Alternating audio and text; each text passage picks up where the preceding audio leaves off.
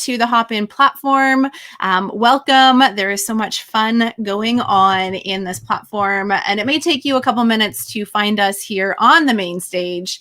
But if you are in here already, come on, head over to the main stage. We're going to be having an incredible discussion with some amazing professionals who are representing a whole bunch of different pathways that you can take after graduating high school.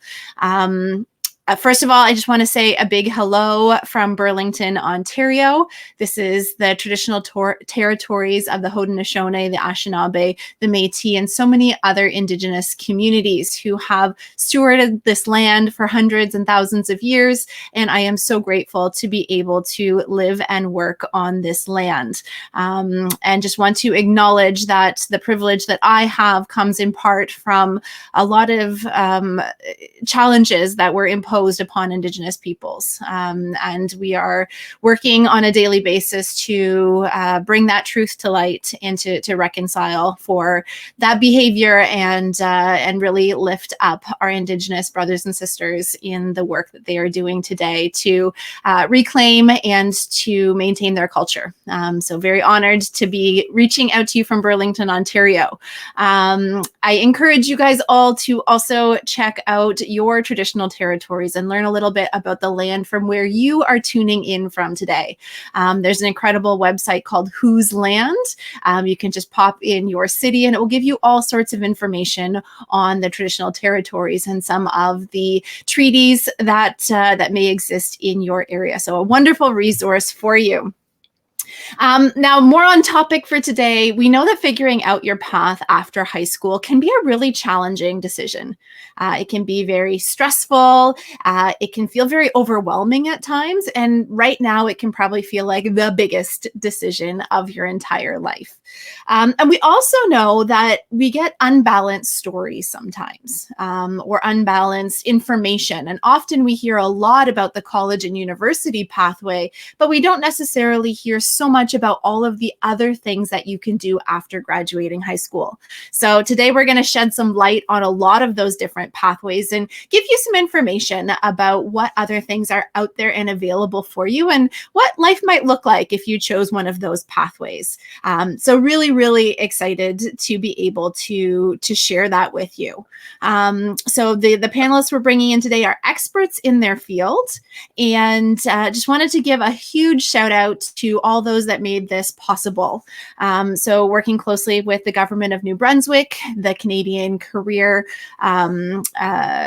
Foundation, Career Development Foundation, and the Canadian Gap Year Association. We're all here working together to provide this panel for you today. So really grateful to all those organizations for all the coordination and support for getting this up and off the ground. Huge thank you to IEC, International Experience Canada, for supporting this initiative and helping students connect with lots of different opportunities, including working abroad. And we're going to hear a little bit more from Colin on that topic in just a second. So really excited to have that conversation with you. Now, here's the plan for tonight. We're going to have an introduction from all of our folks, and then we're going to do some one-on-one interviews where I'll speak with the individuals about their specific pathway that they're representing today.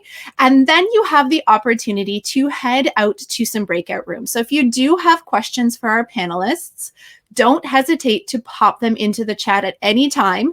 And if we can't get to them during our panel discussion, then head over to the breakout rooms afterwards and ask the questions there. They're going to be sticking around for 30 minutes after our panel discussion. So you can jump in there and ask all of your individual questions, learn more about their life experience or the pathways that they represent. So you guys are sticking with me for 45, and then we have that optional 30 minutes where you can go and ask questions. So you'll see on the left-hand side of your screen, there is a bar. You are currently watching the main stage. That's where our panel is going to be hosted. Right below that, you'll see something called sessions. That's where the breakout rooms are. And once we finish our panel discussion here on the main stage, that's where you can head to speak to the individual panelists. You'll see different rooms with their pathway as well as their name, and you'll be able to see them on the inside there. The last thing you'll see on that left-hand panel is something called Expo. And we actually have tons of booths from different organizations with different opportunities of things that you can do after you graduate high school. So we highly recommend that you head over and spend some time browsing around, poking around in there, and seeing what might be possible for you and what some of the information that might exist. There's some really handy links and opportunities and videos for you to check out that expand upon what we're going to be talking about in this panel. So really, really excited to do that. But without further ado, I'm going to bring in our panelists here.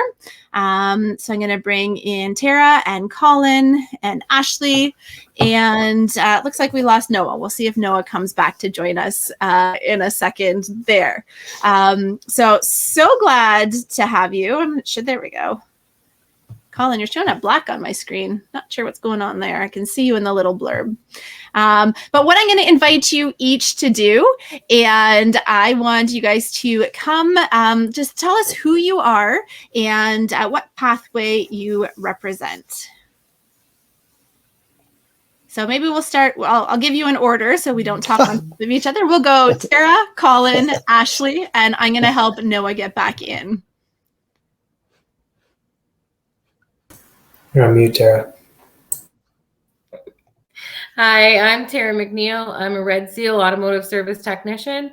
I was a former high school teacher, and now I am an advocate for women in the trades and the underrepresented. I'm here today to talk about apprenticeship. Hi, I'm Colin Lalonde. As Michelle said, I'm with International Experience Canada, which is the government of Canada's working holiday visa. And I'm just speaking about opportunities that there are to work and travel abroad. My name is Ashley Dooks, and I'm a corporate recruiter with the OSCO Construction Group. I'm going to talk a little bit about two, types of streams. One, we can follow in the trades in terms of welding, steel fabrication, and then more on a detailing side of things where we talk about 3D modeling, 2D modeling that we have hired people right out of high school to learn and do. Thank you. Amazing. Wicked. Thank you so much. And then we also have Noah, who's going to hopefully be joining us back in. He got booted out, but he's representing the military. Oh, there he is. I'm not going to speak for him. I'm just going to add him, and he can share what he's representing today. Just go right in. Go for it. All right. My name is Corporal Smith, but you guys can just call me Noah. I'm a recruiter with 37 Brigade here in Eastern Canada, and specifically I'm recruiting for the reserves, so it's the part-time military, and I've been in now for about 6 years, so I'm here to answer any questions you guys might have, dispel any myths, because there are a bunch of them, and just sort of see what kind of help I can provide. Amazing. All right, so that's who you can expect to hear from. I'm going to send them all except for Tara to the green room, and Tara and I are going to have a little bit of a chat here, and then I'm going to bring the others back one by one, and we'll learn a little bit more about their pathways as well. So, Tara, thanks for joining us here today, and I think so much value in this conversation, especially for maybe those who don't traditionally see themselves in the trades. And really understanding. So all those underrepresented groups, which I think is just so lovely to hear from you. So not only those who traditionally might consider that pathway, but those who might be on the fringes of what might pathway for anyone. Yeah, it's a great pathway for anyone. I just chose a different route, and I help others take that same route. I said before that I was an apprentice, so an automotive service technician. So I have gone through the apprenticeship program as well. Amazing. Yeah. That's wonderful. So then you said this is really kind of for anyone. Mm-hmm. So tell me more about that. What makes someone a really good fit for this pathway? What are some things that maybe are clues that pop up when you're thinking or having conversations with folks? Sure. Well, the trades are really a great opportunity for someone who likes to work with their hands, who doesn't want to spend 5, 6, 7 years in university for a job that they'll end up being bored at, sitting at their desk. They know they're an active person. The trades is the place for them. Apprenticeship is a great path for someone with certainty in their career path. As a former high school teacher, I knew many students that knew right off the bat what they wanted to do, and that was how they were going to do it. Others were introduced to it, and it was a good path for them as well. It's a great path. The trades are great for problem solvers. If you like puzzles, typically speaking, we're dealing with a lot of different puzzles. Previous interest, perhaps you've had a family member that's worked in the trade and that's been impressed upon you during your life, and that's something else that you think you want to go and carry on that trade. And creativity, it's often something that's overlooked when we're referring to the trades, but creativity is necessary because sometimes those puzzles require very vivid thinking on how are we going to fix this, or how are we going to build this, or any range of questions. So it really is for someone who's keen to fix a problem, to solve a problem, to build something, someone who's active and hands-on, and they have a passion for it. I love it. Sign me up.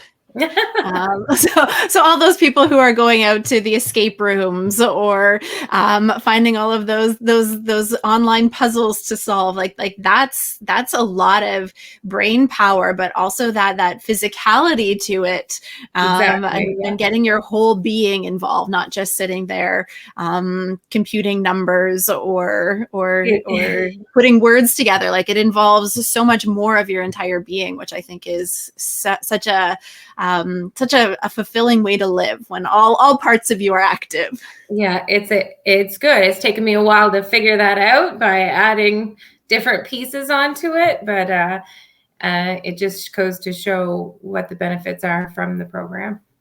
Amazing. Yeah. So then if somebody's going to enter into this pathway, what does that look like? How long does it take to become qualified or certified or ready for the workforce? Are there classes? If you could describe that a little bit for somebody who's like, this sounds interesting, but what am I signing up for? What does that look like? Absolutely. So there are two paths to apprenticeship. One is the direct route. So we'll start with that. That is one where, say you've graduated high school and you've decided that you want to go, you want to be a carpenter, and you go up to the nearest construction site and you say, please, can I have a job as an apprentice? And they may or may not give it to you. That's how I started. I want to say it was hard for me to get that first job, but it wasn't, because I'm a novelty. 15 years ago, it was a novelty. And so I was able to get the jobs. It was a little different going through my program for me at that time, but that was how I got into the trade, was going to the local garage, asking for my first job, changing tires and oil, and learning that and getting indentured and moving that way. Is that the best way to go? It's very daunting. I was a young mom when I decided to start this, as I needed an alternative to the call center that I had been working in for a long time. I wanted to make more money, and I wanted to be proud of what I did and set an example for my daughter. I did go the hard way. I'm fortunate now to work for MAP Strategic Workforce Services. You can see my shirt is New Boots, and this is a network supporting women in the trades as part of our organization, but we also house STEP, which is a skilled trades exploration program, which is a pre-apprenticeship direct route. So we do a 16-week pre-apprenticeship course where they get math, they'll get the hands-on training, they'll get their theory training, they will do workplace essential skills, which are beyond essential to take into the trades world. And they get all their safety training that they need. We also provide them with work boots and PPE and school supplies and tools.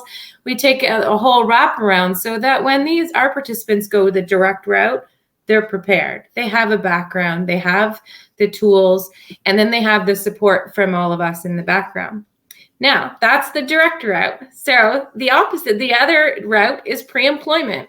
MBCC offers a pre-employment program for most of its trades, which is a 1-year program. At the end of that program, you will write your level 1 which is your level 1 exam.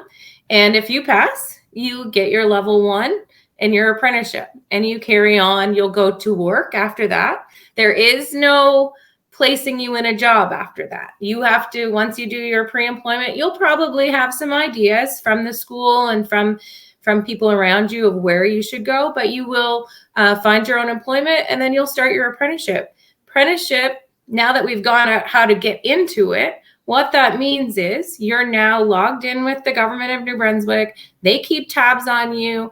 You have a book of skills that you have to complete in a certain time period. For some trades, it's 3 years. For some, it's 4.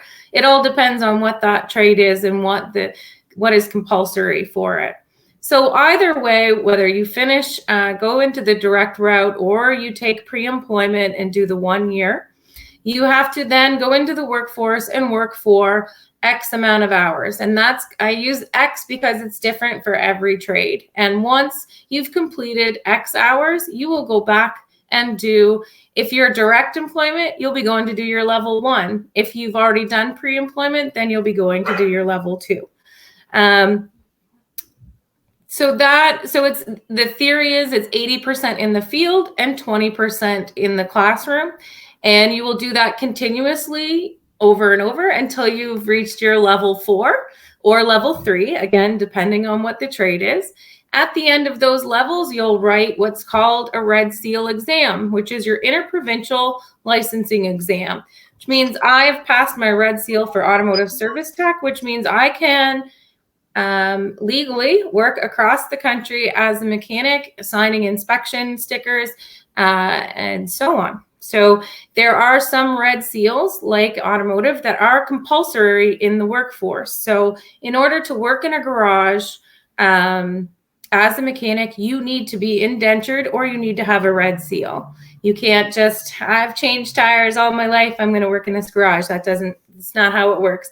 Electricians are very much the same. They're compulsory. And then there's other trades that we're working on making compulsory because of necessity. But those are the 2 routes to apprenticeship, either directly or through a pre-apprenticeship program. I love it. And it sounds like that there's a lot of like stepwise learning, and it's very supported throughout the ways. It's not just like, here's a car, fix it. There's a lot that goes along with it, where you get to trial, you get that hands-on experience, and then you get the training and then the certification, and it helps you to grow in your understanding of your trade as you get more experience, which I think and once you're a Red Seal, then you're a mentor to the next generation that's coming up. So we also train them, because it's not something you learn in school, but it is something that is expected of you once you have finished and received your seal. And I will say that you can, if you're doing your research and you're speaking to different contractors or tradespeople, be sure to always know who you're talking to, and ask them, do you have your Red Seal? Because that's a question that some will say, it's not really that important. And probably would have said the same thing until I got to where I am now. And now I am so proud of that. I worked so hard for it, and I understand the pride that comes along with it and how hard I worked for that. That's amazing. Now, Sabrina made a comment in the chat here asking about some myths. So I'd love to know if there are other myths you want to bust, but she asked specifically that if folks are saying that they don't want a career in the trades because it's hard on the body. Is that true? Is that not true? And then what other myths exist? I would say it's a myth to the extent that it's used, because body mechanics play a big part in it. And if you don't take care of yourself, then that can catch up to you. It is a physical job. But when you ask my friend Ashley Ritchie about bricklaying, she's a Red Seal bricklayer, mason, she will tell you it's body mechanics. She's smaller than me, and I am a sprout. I'm only 5'2", and she is taller, but very much smaller than me. And she says it's body mechanics. It's the way you move your body, and then your body gets into a rhythm. The same as when I was a mechanic. From the shoulders up. I was pretty strong kid. And so I believe that it's a myth in that it's a healthy occupation. It keeps you healthy depending on what you're doing, and you have to take care of yourself. If you're an auto body person, you have to be wearing a respirator. If you're working in loud environments, you have to wear the ear protection. You have to take care of yourself. I have hearing loss in one ear because I worked on race cars and I was far too proud to put earplugs in. Now, my husband, also a mechanic, always has his earmuffs in. So it's all about taking care of yourself. But it's totally doable. Amazing. Okay, we got to jump on to our next panelist. But Sabrina had another question. Maybe you could answer her in the chat as I bring Noah in. And maybe just before I let you go, if people want to learn more about this pathway, what are some places that they can learn a little bit more? And then I'm going to bring Noah in. Sure. You can go to the GNB website and look at they have a whole section in regards to apprenticeship. You'll go down a rabbit hole of apprenticeship and Red Seal, and all their information is there. If you want to learn more about my program, you can go to our website at mapsws.ca. Everything's listed there. It should be pretty easy to navigate. But yeah, the GNB website would have all your information regarding apprenticeship and how to. Amazing. Well, thanks, Tara. I'm going to send you back to the green room, and I'm going to bring Noah back in here. So welcome, Noah. So glad you're here. You're on mute, so you got to unmute yourself. Perfect. Thanks for having me. Yeah, amazing. Okay, so now we're going to shift gears a little bit and shift to the military. I'm going to start off with the same question, asking you what makes someone a good fit for the military pathway? What are some of the things that you look for, or you screen for, or just makes them the right type of person to join? Absolutely. So right off the bat, for the reserves, at least with the part-time military, you have to be at least 16 years old. So it's a great option for people who are still in high school and looking to do something else when they get out. You have to be a Canadian citizen. You have to finish at least your grade 10 high school. For some jobs require a high school diploma. Some require grade 11. Depends on the occupation. Generally, once you've met those requirements, if you're a team player, if you're driven to serve, to help others, you like being part of a large organization, and you like to, if you're good at changing on the fly, if you're good at adapting, it's a very good career opportunity for you. And I think part of what makes someone maybe more apt to advance is their flexibility in life. So like if you're young, you're unmarried, you're fresh out of high school, you don't have a kid, car, house to look after, if you're available for travel, then you can really do whatever you want. Once you've finished your immediate training, then if you're able to travel and go wherever you want, which is voluntary, by the way, then it opens up a lot more opportunities than would someone who had already like a full-time job or had family obligations. And so general flexibility, you have to be physically fit, and people who are able to work within a team. Amazing. So it casts a wide net for folks that are eligible, which I think is so cool. And then if somebody's thinking that this might be a good idea for them, what can they expect in the first little bit? What does that training look like? What are the first steps For sure. when it comes to that? Okay, so when you first start your application, you have to apply online, and you submit your application. It takes a while to complete, but because it is pretty comprehensive. But once you submit that, a recruiter gets a notification, and then they email you or they might call you, and from there you have to do your aptitude test, a physical test, a medical questionnaire, and a medical physical, and a security, like a background check, basically. After that, you do your basic training, and this will take anywhere. You can actually do it on the weekends if you want, through the regular school year, and it's a series of weekends, or you can do it over about 6 weeks in the summer. I do recommend the full-time basic training in the summer because you just get more out of it. You're constantly in the mindset rather than bouncing from weekend to weekend. After that, you do normally at least 2 career courses, which would probably take at least 1 summer each. They can vary from anywhere from, like, if you want to join the artillery, they only have a 2-week course, whereas if you want to join most other jobs, it's about 6 to 9 weeks per summer. And then after that second summer, you're considered fully qualified in your trade.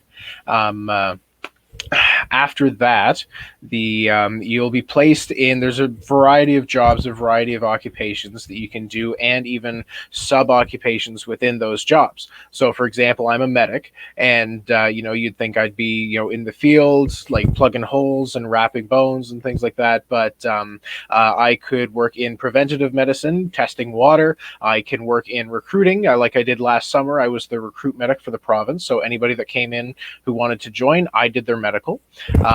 There's also opportunities for that cover all the trades. So for example, like there's different demo tasking, for example, is when a person gets on a tasking, which is like a summer contract. Basically, it's a work term where you go and you've already done your courses. Now you act as the person who's training other people for those courses. And there's opportunities to instruct, there's opportunities to travel. But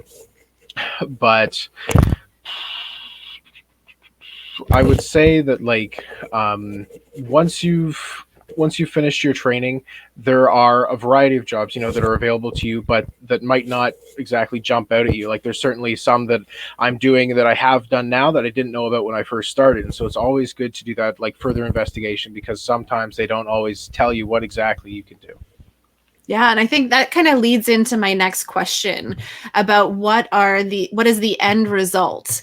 What are the jobs that come out of the end? Because I think there's a big misconception that they're like, when you join the military, you are like a frontline soldier, and like that is what the military is all about. And that's just a small piece of everything that's going on. So what are some of the I guess we can call them jobs or vocations that come out at the end?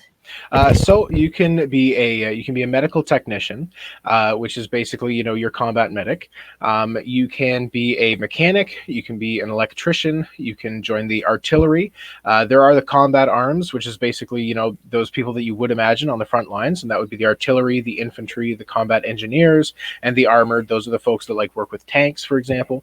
But there's a variety of different jobs in the support trades. So you can be a trucker, you can be a mechanic, a cook, you can work as a signaler, so that's the people who work with radios. You can also do jobs like a supply technician, which is where you're working in the Army's warehouses, organizing all their stuff for them and issuing it out as it's needed. There's also jobs such as like we have, for example, I mean, with the trucker occupation, there's different jobs within that. So you could be there are a number of contracts actually which allow a person to go from working full-time to working part-time to working full-time, and like you can go anywhere in the country with that. But with the different jobs, there's a crazy amount of jobs, but specifically to the ones here that we have in like Fredericton and St. John, artillery, we have infantry, combat engineers, we have the truckers, we have the maintainers, those are the mechanics, we've got medics, we've got cooks, we've got all the combat trades, and then, of course, we also have the Naval Reserve as well, and there's a variety of jobs that are available through them. But with a grade 12 education, you're essentially qualified for all of them, because anything you need to know, they will teach you. And so there's no prior experience needed. You don't have to be bilingual. You don't have to certainly don't have to move around the country. That's all voluntary.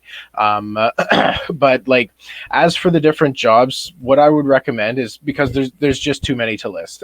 What I would recommend is going to the Forces website. It's just forces.ca, and they actually have a filtered option, sort of like when you're shopping on Kijiji. You want ads with images. You want it in a certain area. It'll tell you exactly what you need to know. What different fields you're interested in, like where you're interested in working, and it'll tell you what exactly you're eligible for.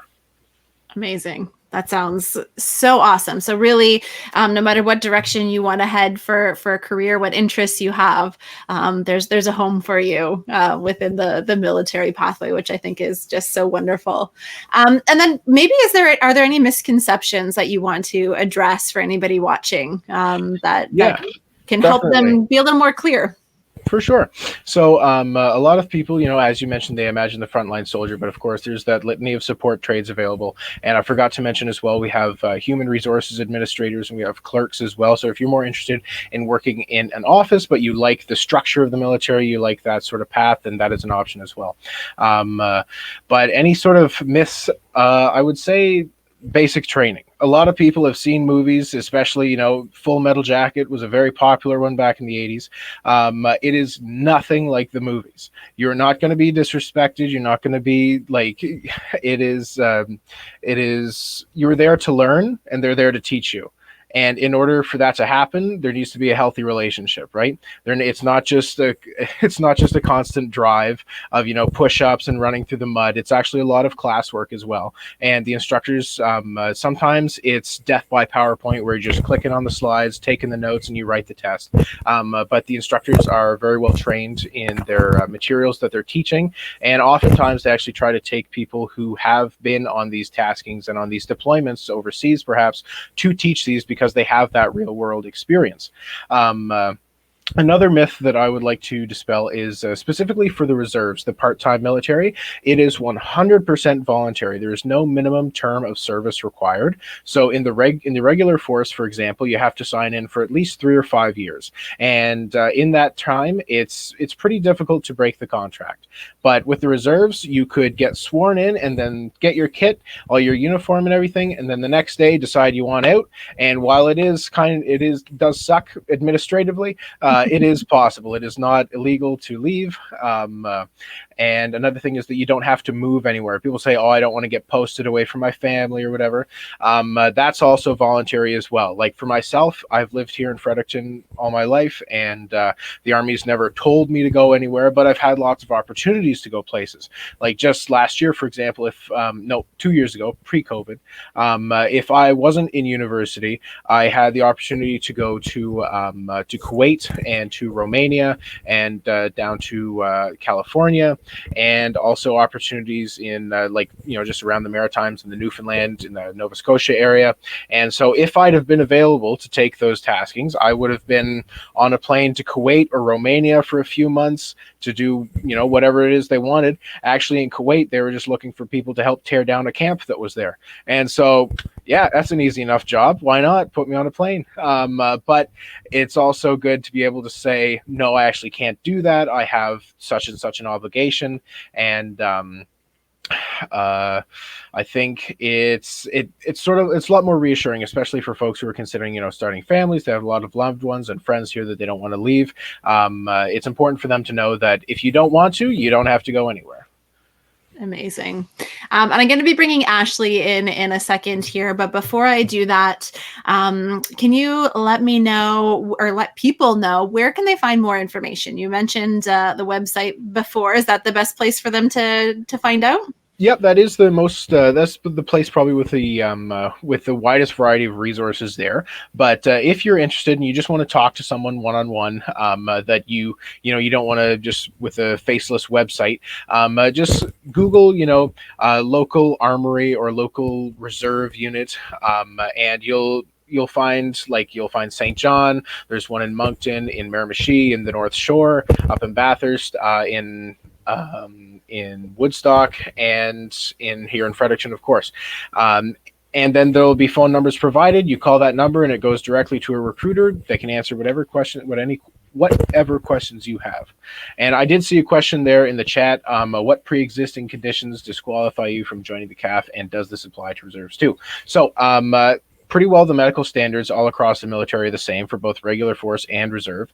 Any pre-existing conditions, so a lot of them it's a case by case basis. I'll tell you that if you have a condition for which you're taking medication, like ADHD is very common in the military. People join with ADHD, they're taking medication, and so they do their medical, they send it to Ottawa, and then the recruit medical officer, the doctor in Ottawa, who says basically whether or not you're good to go, looks at that and says, if we were to deploy you, we don't carry this medication. So what would happen if you run out of it? And so then you're undeployable and then unfit for the military. What you can do, there are certain remedies for each case. Some of them are just a complete, you've been denied and it's very unfortunate, but it's the way it is. Whereas if it's something you can change, the ADHD and the medication, your application, you can go through and there won't be any problems. If you've been off the medication for at least 6 months and you have a doctor's note to accompany that, then you're all of a sudden that's waived. And so, for example, maybe your eyesight's really bad. You get laser eye surgery. Now your eyesight's back to what it should be. And so now you can join the military. But it's but actually, I'm going to post my email in the chat. And then Amanda Rossetti, I'm sorry if I'm mispronouncing your name, you can send me an email and I will actually I'll send you one of the medical questionnaires so you know what exactly it is they're looking for. Perfect. Thanks so much, Noah. And folks can join Noah in the breakout rooms in just a little bit as well if they have individual questions. So thanks for sharing about that pathway. And I'm going to bring Ashley in. Welcome, welcome. So I think you got a good sense for how this rolls. So let's start with what are some of the things that you would see as positive attributes, or what makes somebody a good fit to head into the pathways that you had previously mentioned there? Sure. I will get to that. I was going to speak about some of our trades, but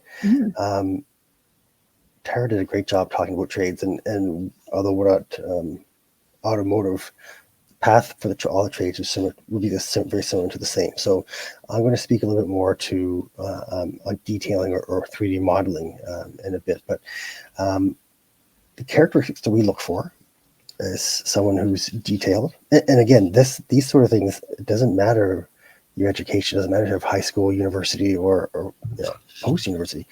We want someone who's going to be detailed, who is going to pay attention to their work, people who's going to show up for work. Attendance is very important to us.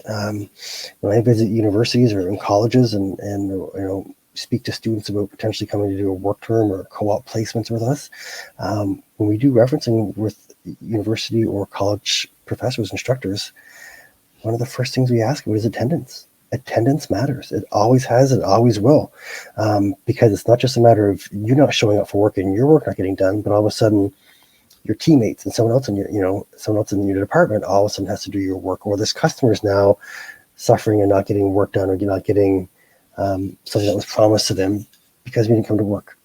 So we want someone who's detailed, who is committed to coming to the company, coming to work every day, who can get along with a lot of different generations of people. Our company has been around a long time, and we have some employees who've been around 30, 40 years or less than 5. So we need someone with a personality that's going to come in and who can learn from anybody, learn from someone who's been in the job for 30, 40 years, or maybe someone who's only been there for a couple months. It's just, someone that comes in and fits in with a team, and it gets a feeling of like a family. Like, our company, there's large companies out there, but when you are put within a team, within a department, it narrows that focus and narrows that scope, and it kind of gives you an opportunity to it becomes like your work family. And we want people who are looking for that and are encouraged by seeing other people being dedicated to the company and dedicated to their job and customer service. Yeah, and I think that's so lovely to hear that those are just foundational skills, and sometimes we don't recognize how important they are to being brought on to jobs in the future. And it doesn't have to do with what your grades are. That's not a factor in acquiring these skills. And you can just be a good person who works hard, that pays attention to details, and there's an incredible career path for you that's right there on the table, which I think we don't hear that message enough. And so I'm so glad that you brought that up. So for these folks that are coming out of high school that meet those qualifications and want to head in that direction, what does the process look like? Do they come on board? Do they receive training? What does that look and feel like? Absolutely, to training for sure. So what we have taken, kind of what I was talking about earlier about detailing or 3D modeling, these will be opportunities that would be attractive to students who, while they're in high school, maybe took AutoCAD classes. A lot of high schools have AutoCAD now, and they were taking grade 11, grade 12, I think maybe yours always grade 10. And so these are students, or these are people who have taken those classes, maybe in high school, liked attention to detail, liked drawing, maybe creating a home or creating sketches. They've been drawing maybe their whole life. Maybe they've always been drawing. So they are someone who's going to come in and see what it's like to build a building from the ground up. So within our company, we have we make concrete products, we fabricate structural steel, and we have a rebar department. So you could come in if you've worked AutoCAD and learn any one of our 3D modeling programs, and that could help you in terms of learning the job. Because what you want to do is you want to come in and you're helping to create shop drawings. You're coming in and you're going to see drawings that would have come from an engineer or an architect, and that may seem daunting, but with the proper training, which everyone gets, you don't have to worry about that. We will properly train you. We have very intense training programs, and we will come in knowing, we will understand your background. If you're coming out of high school and you've taken these AutoCAD classes, we will know where to start you with, and we will know, this will be your path. You can go from, a junior detailer, and then intermediate, and then senior, and then there's so many different paths that you can go to, and it's all because you have fun playing with computers. Not everybody can sit in front of a computer all day long, but it's very different than sitting in front of a computer as a recruiter versus sitting in front of a computer as a 3D modeler, because it's almost playing, right? So it can be very interesting. Like the folks that join our detailing departments typically can stay for a very, very long time because the projects are different every single time. Yes, it may be the same, concrete or same steel or rebar when it comes to that type of thing, but customer demands and architectural engineering demands are always changing. And so you could be working on a different project every single time, and it's not boring. It keeps you from getting bored. I love it. And I'm hearing more and more from a ton of different employers about the training that's happening in the job, that there are foundational skills that people should be arriving with, like you mentioned at the beginning, but then on the job training is going to bring everybody up to speed. You don't need to apply knowing how to do the job. That's unreasonable. Right. But you apply, and then it's the company's responsibility to get you up to snuff and to get you trained on the right softwares and get you going in the right direction. So it's nice to hear that from you as well. But to your point, Michelle, when we talked about earlier about the skills, like we can train you and teach you how to use our 3D modeling programs, but we can't teach you to get yourself out of bed in the morning and come to work. We can't teach you to work diligently. We can't teach you to work hard, right? Those type of things we can't teach. we can teach it the other stuff. We can teach it how to use our programs. But with someone coming in, knowing this is what they want to do, this is what they want to learn, that is, they want to be a sponge. Those kind of qualities, you don't teach that. You can't teach that. So people coming in with those, it's very exciting. And you can see it in their eyes when you're interviewing them or, recruiting them. That's what they want to do. Okay, so the lovely myth question. What are some myths that or what is a myth, I guess I should say, that you want to dispel, that you want people to think a little differently about? Yeah. I think when people think or hear the word modeling or 3D modeling, 2D modeling, they right away go to university. 4-year, 5-year programs. But it's not the case. Even for students who choose to use post-secondary education, they can go to like MBCC, a community college, and there are 1 or 2 year programs that they can take there, different types of engineering technology programs where they can learn to do shop drawings and blueprints and all that type of stuff and be out of school in 2 years. And I think Tara mentioned that earlier, but some people just don't want to do 4 or 5 years of schooling. But maybe they can maybe stomach the 40-week pre-employment trades programs. Well, for this, if you do want some post-secondary education, but just can't stomach the 4 to 5 years of university, there's community colleges that offer great engineering technology programs that help you slide right into a role like this as well. You're still doing so coming out of high school, if you like, but it doesn't mean the myth that it doesn't have to be an engineering degree. It doesn't have to be a professional engineer. It's not what we're looking for at all. We're looking for someone that we can come in that's teachable, that's moldable, that's ready to learn, but has that attention to detail, has liked playing or sketching, like drawing, like playing with computers. Everybody has access to computers nowadays, but there are still some of us who it's their passion. They'll sit and they'll build them at home. They'll build their own computers. They'll do but it doesn't mean they want to go to university. Yeah. So. That's a beautiful myth to dispel, and also get the recording of this and go back to that segment, and there's your interview. When you sit down for an interview, re-listen to what Ashley said about being somebody who's moldable and teachable. Those are things that will show up really well in an interview. I'm going to bring Colin in a second, but where can folks get more information about the pathway? So to Sabrina's question in the chat, they can go to our website. We're looking for a detailer now. In the posting, it'll talk about engineering technology programs, diplomas.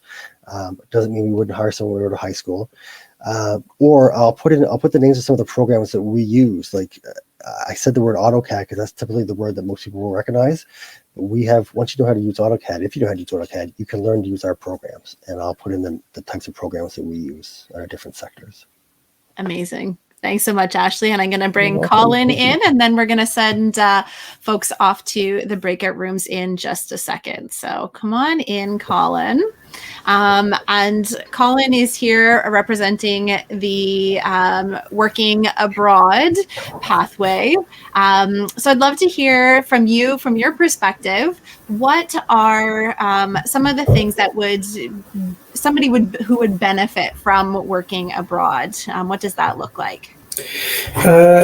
So basically, I would say, considering the program is for Canadians between 18 to 35, I would say, first of all, they're 18, but also that they're self-directed and adventurous. It seems to be the running theme of folks who use the program, given that it's a work permit that allows you to work abroad for up to 2 years, and you can basically do whatever you want within that frame.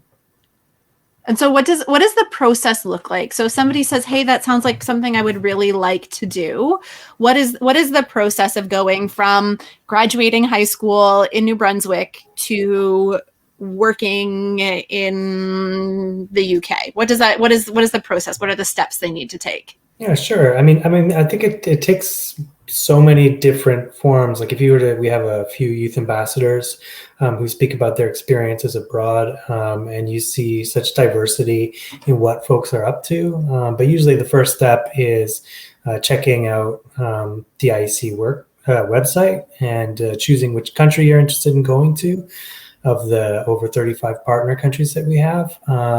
And that's usually the starting point where people start thinking, okay, where do I want to go? And then they start planning. What is it? What are the kinds of things that I want to do while I'm out there? What kind of job do I want to have? The kinds of experiences I want? What kind of social cliques do I want to get into while I'm out there?